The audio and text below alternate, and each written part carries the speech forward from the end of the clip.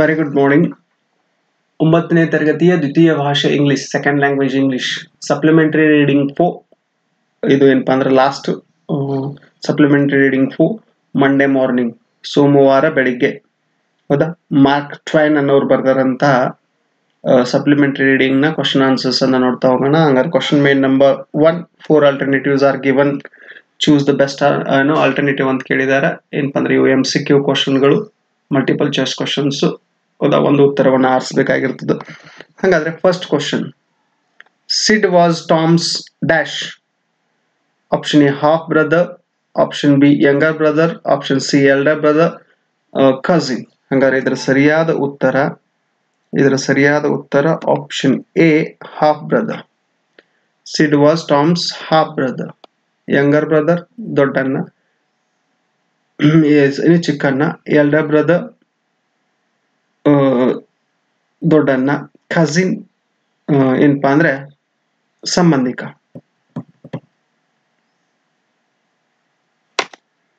Then second one, Tom wanted to be sick to stay at home, avoid going to field, school, market, park. Then its right answer option B, school.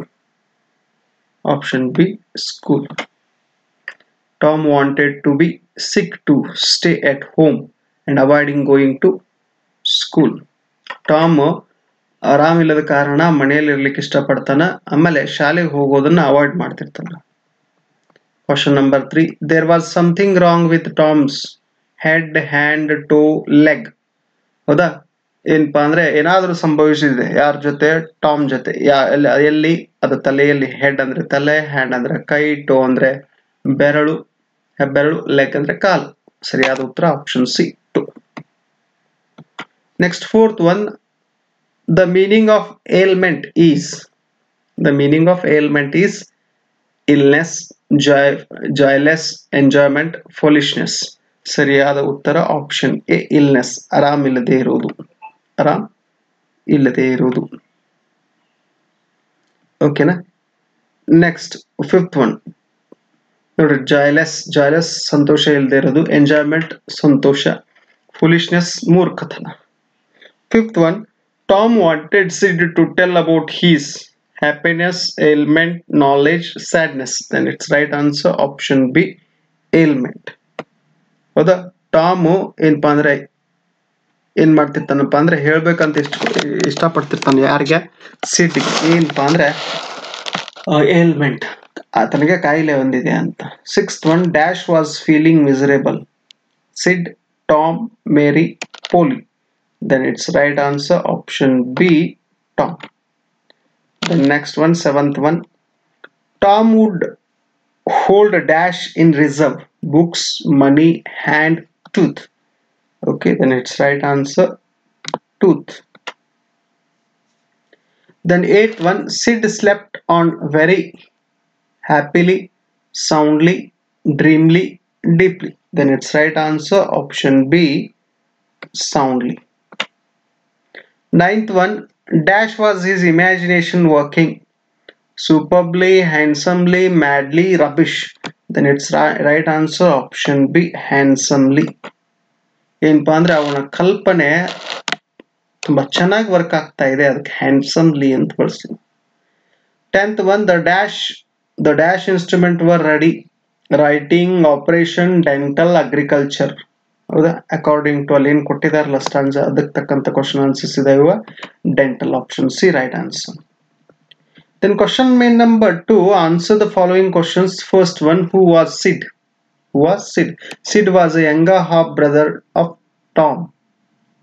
Sid ಏನಪ್ಪಾ ಅಂದ್ರೆ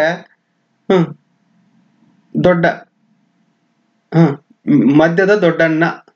ಯಾರಿಗೆ? ಟಾಮ್ಗೆ, said. In second one, why does Tom not like to go to school on Monday morning? ಯಾಕೆ Tom ಸೋಮವಾರ ಬೆಳಿಗ್ಗೆ ಶಾಲೆಗೆ ಹೋಗ್ಲಿಕ್ಕೆ ಇಷ್ಟಪಡ್ಲಿಲ್ಲ? Tom doesn't like to go to school on Monday morning because it started another week's slow suffering in school. ಯಾಕೆ ಟಾಮ್ಗೆ ಸೋಮವಾರ ಮುಂಜಾನೆ ಸ್ಕೂಲಿಗೆ ಹೋಗ್ಲಿಕ್ಕೆ ಆಗ್ತಾ ಇರ್ಲಿಲ್ಲಪ್ಪ ಅಂದ್ರೆ ಮತ್ತೆ ಒಂದು ವಾರ ಏನಪ್ಪಾ ಅಂದ್ರೆ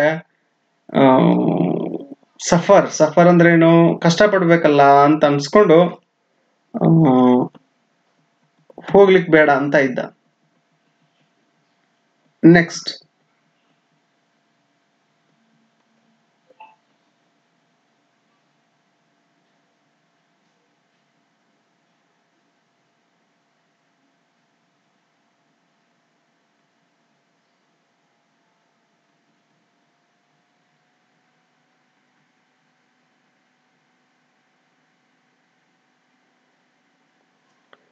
what did aunt Polly tell to bring to marry.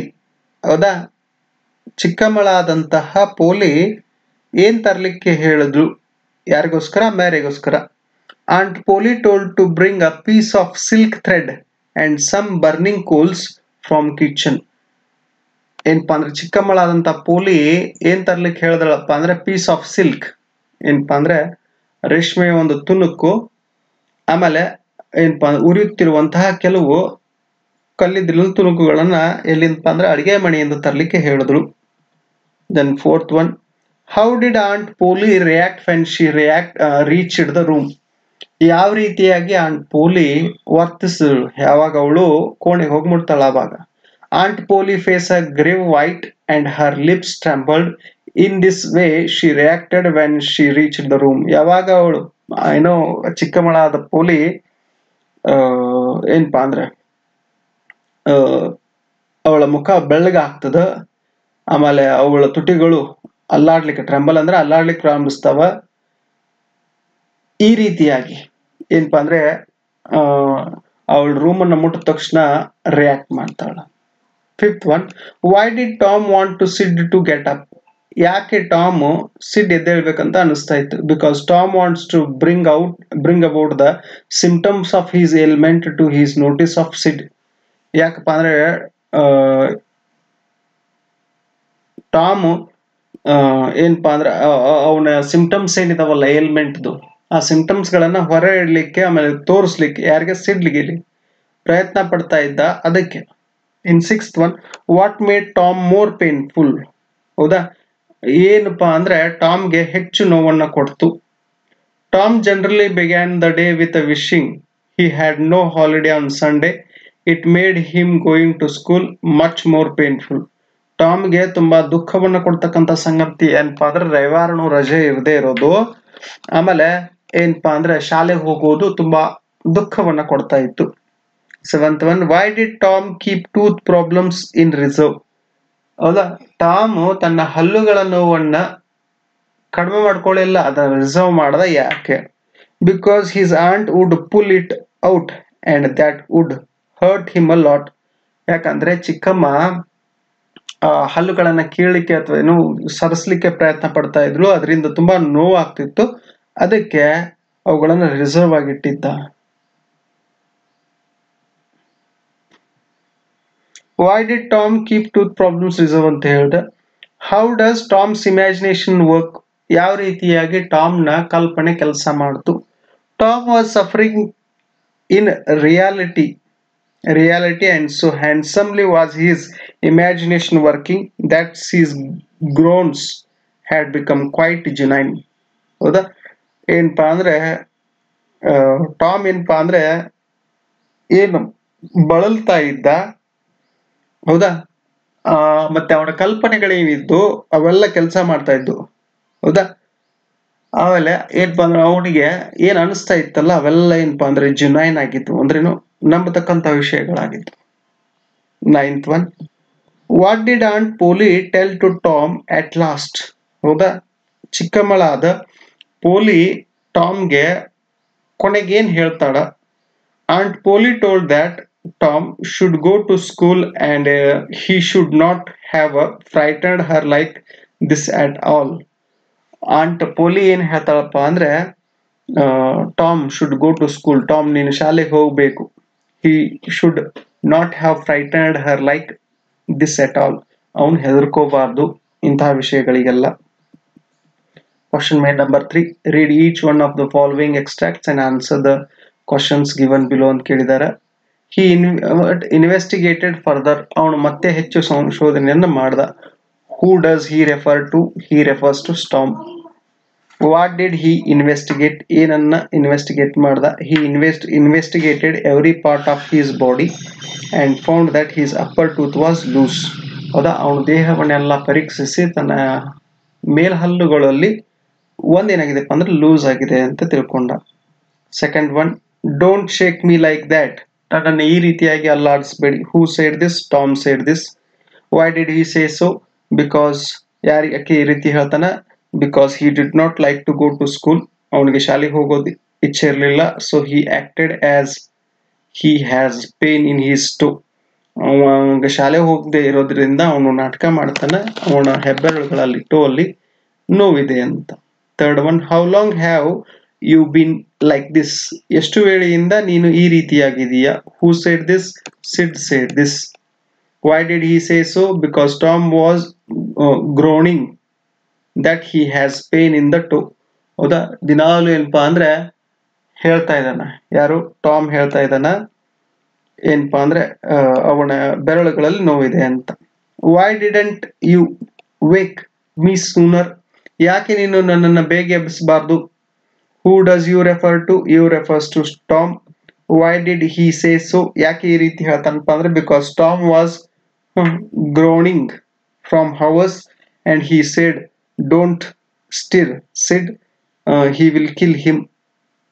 Okay, fifth one, what's the matter with you child? ಏನ್ ಸಮಸ್ಯೆ ಇದೆ ಮಗುವೆ? Who said this? Sorry, who is the child? Tom is the child. Why did she say so? ಯಾಕೆ ಈ ರೀತಿ ಹೇಳ್ತಾಳ ಅವಳು? Because Sid told Tom is dying. Because Sid told Tom is dying. She fled upstairs and asked what happened. ಏನಾಗಿದೆ ಅಂತ ಕೇಳ್ತಾಳ. Sixth one, what a fright you gave me. What a fright you gave me. ಏನ್ ಹೆದರ್ಸಿದೆ ನನ್ನ? Who does me refer to? Me refers to Aunt Polly. Why did he frighten her? ಯಾಕೆ ಅವನು ಅಂಜಿಸ್ತಾನ ಅವಳನ್ನ? Tom said he is dying because his sore toe is modified. ಯಾಕಪ್ಪ ಅಂದ್ರೆ ಆ ಸೂರುತ್ತಿರುವಂತಹ ಬೆರಳು ಬದಲಾಗಿದೆ. So this made aunt Polly to frighten. ಇದೇನ್ ಮಾಡ್ತಂದ್ರೆ ಆಂಟ್ ಪೋಲಿಯನ್ನ ಹೆದರಿಕೆಗೆ ದೂಡ್ತು. Seventh one, I don't want to stay home from school, ನಾನು ಶಾಲೆ ಬಿಟ್ಟು ಇರ್ಲಿಕ್ಕೆ ಇಚ್ಛೆ ಇಲ್ಲ. Who does I refer to? I refers to Tom. I refers to Tom. Why did he say so, ಯಾಕೆ ಈ ರೀತಿ ಅವನು ಹೇಳ್ತಾನ? Because Tom said one of his tooth is loose, ಒಂದು ಹಲ್ಲು ಏನಾಗಿದೆಪ್ಪ ಅಂದ್ರೆ ಸಡಿಲಗೊಂಡಿದೆ. ಇನ್ ಏಕ್ಸ್ ಟೆರಿಬಲಿ, ಅದು ತುಂಬಾ ನೋವನ್ನು ಕೊಡ್ತಾ ಇದೆ. So aunt Polly said Mary to bring a piece of silk thread and some coal from kitchen. ಒಂದ್ ಸಣ್ಣ ತುಣುಕನ ರೇಷ್ಮೆಯನ್ನ ಮತ್ತೊಂದಷ್ಟು ಕಲ್ಲಿದ್ದಲನ್ನ ತಗೊಂಡ್ಬರ್ಲಿಕ್ಕೆ ಆಂಟ್ ಪೋಲಿ ಹೇಳ್ತಾಳ. ಟು ಪುಲ್ ದ ಟೂತ್, ಆ ಹಲ್ಲನ್ನ ಬೀಳಿಸ್ಲಿಕ್ಕೆ. So by this Tom was very afraid, ಇದರಿಂದ ಟಾಮ್ ಮತ್ತಿಷ್ಟು ಹೆದರ್ಕೋತಾನ. Eighth one, you should not have frightened me like this, ನೀನು ನನ್ನನ್ನ ಈ ರೀತಿ ಅಂಜಿಕೆಗೆ ಒಳಪಡಿಸಬಾರ್ದು. Who said? Who does me refers to? Me refers to aunt Polly. Why did she say so, ಅವಳು ಆ ರೀತಿಯಾಗಿ ಹೇಳಲು ಕಾರಣ ಏನು? Because Tom told he is dying, his toe is modified, and then he said one of his tooth is loose and it aches terribly. Due to this Aunt Polly was frightened and she said this. ಏನಪ್ಪಾ ಅಂದ್ರೆ ಈ ರೀತಿ ಯಾಕೆ ಹೇಳ್ತಾನಪ್ಪ ಅಂದ್ರೆ Tom told dying, ನಾನು ಸಾಯ್ತಾ ಇದ್ದೀನಿ. His toe is modified, ಹೌದಾ, ನನ್ನ ಹೆಬ್ಬೆರಳು ಏನಪ್ಪಾ ಅಂದ್ರೆ ಬದಲಾಗಿದೆ. And then he said one of his tooth is loose, ನನ್ನ ಹಲ್ಲು ಕೂಡ ಒಂದು ಏನಪ್ಪಾ ಅಂದ್ರೆ ಸಡಿಲವಾಗಿದೆ. ಅಂಡ್ ಇಟ್ ಏಕ್ಸ್ ಟೆರಿಬಲಿ, ತುಂಬಾ ನೋವನ್ನ ಕೊಡ್ತಾ ಇದೆ. ಡ್ಯೂ ಟು ದಿಸ್ ಆಂಟ್ ಪೋಲಿ, ಇದರಿಂದಾಗಿ ಆಂಟ್ ಪೋಲಿ ಅವರು ತುಂಬಾ ಹೆದರ್ಕೊಂಡ್ರು, ಮಲೆ ಮೇಲಿನಂತೆ ಹೇಳಿದ್ರು. Question number 9, yes don't wait come quick, ನಿಲ್ಬೇಡ ಬೇಗ ಬಾ. Who said this? Sid said this. Why did he say so, ಈ ರೀತಿಯಾಗಿ ಅವನು ಹೇಳಲಿಕ್ಕೆ ಕಾರಣ ಏನು? Because he thought that Tom was dying and ran to Aunt Polly to inform her. ಯಾಕೆ ಈ ರೀತಿ ಹೇಳ್ತಾನಪ್ಪ ಅಂದ್ರೆ ಟಾಮ್ ಸಾಯ್ತಾ ಇದ್ದಾನ, ಹೌದಾ, ಆಮೇಲೆ ಏನಪ್ಪ ಅಂದ್ರೆ ಆಂಟ್ ಪೋಲಿ ಕಡೆ ಹೋಗಿ ಇದನ್ನ ಇನ್ಫಾರ್ಮ್ ಮಾಡ್ತಾನ. 10th one, rubbish, I don't believe it, ತುಂಬಾ ಕೆಟ್ಟದು, ನಾನು ಇದನ್ನ ನಂಬೋದಿಲ್ಲ. Who does I refer to? ಇಲ್ಲಿ ಐ ಅಂದ್ರೆ ಯಾರು? ರೆಫರ್ಸ್ ಟು ಆಂಟ್ ಪೋಲಿ. ಇಲ್ಲಿ ಐ ಅಂದ್ರೆ aunt Polly. Why did she say so, ಅವಳು ಈ ರೀತಿಯಾಗಿ ಹೇಳಲಿಕ್ಕೆ ಕಾರಣ ಏನು? Because Sid told that Tom was dying, ಯಾಕಪ್ಪ ಅಂದ್ರೆ ಸಿಡ್ ಏನ್ ಹೇಳ್ತಾನಂದ್ರೆ ಟಾಮ್ ಸಾಯ್ತಾ ಇದ್ದಾನ. So aunt Polly did not believe him. ಅದಕ್ಕೆ ಆಂಟ್ ಪೋಲಿ ಏನಪ್ಪಾ ಅಂದ್ರೆ ಅವನನ್ನ ನಂಬೋದಿಲ್ಲ. ಹಾಗಾದ್ರೆ ಇಲ್ಲಿವರೆಗೂ 9ನೇ ತರಗತಿಯ ದ್ವಿತೀಯ ಭಾಷೆ ಇಂಗ್ಲಿಷ್, ಸೆಕೆಂಡ್ ಲ್ಯಾಂಗ್ವೇಜ್ ಇಂಗ್ಲಿಷ್ ನ ಎಲ್ಲಾ ಪ್ರೋಸ್, ಪೋಟ್ರಿ, ಪೋಯಮ್ಸ್ ಮತ್ತು ಸಪ್ಲಿಮೆಂಟರಿ ರೀಡಿಂಗ್ ನ ಕ್ವಶನ್ ಆನ್ಸರ್ಸ್ ಅನ್ನ ಅಭ್ಯಾಸ ಮಾಡಿದ್ವಿ. ಹೌದಾ? ಆದಷ್ಟು ನಿಮ್ಮ ಸ್ನೇಹಿತರಿಗೆ, 9th ಸ್ಟ್ಯಾಂಡರ್ಡ್ ಓದುತ್ತಿರುವಂತ ಸ್ನೇಹಿತರಿಗೆ ಎಲ್ಲರಿಗೂ ಇದನ್ನ ಹಂಚಿಕೊಡ್ರಿ ಅಂತ ಹೇಳ್ತಾ ಥ್ಯಾಂಕ್ ಯು ಸೋ ಮಚ್.